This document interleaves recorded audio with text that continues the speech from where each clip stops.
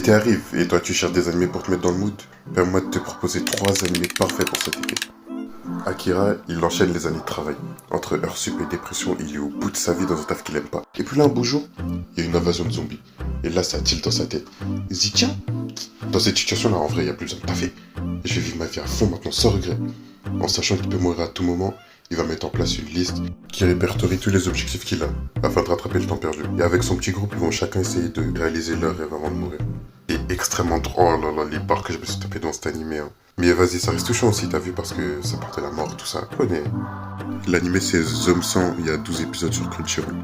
Ensuite, Grand Blue, c'est l'histoire d'un mec en gros. Il retourne vivre chez son oncle au bord de la mer pour vivre sa vie d'étudiant chill avec ses cousines, tu vois. Arrivé là-bas, il est entraîné dans un club de plongée. Ils font tout sauf de la plongée. Bon, quand même un peu, mais un tout petit peu. Tu vois, ce club, il va ruiner sa vie d'étudiant. Son université, ses cousines, elles le voient un singe. Mais au moins, il s'amuse. Cet animé, il a aucune limite. Tu vas tellement t'éclater de rire devant cet animé, hein. Et le mood, il est excellent pour l'été. En plus, il y a la saison 2 qui arrive début juillet. Du coup, là, c'est le moment parfait. Et enfin, Time Shadows. Shinpei, il retourne sur son île après avoir appris la mort de sa crush. Elle s'est fait noyer, tu vois. Et il apprend qu'il y a des traces de strangulation autour de son cou.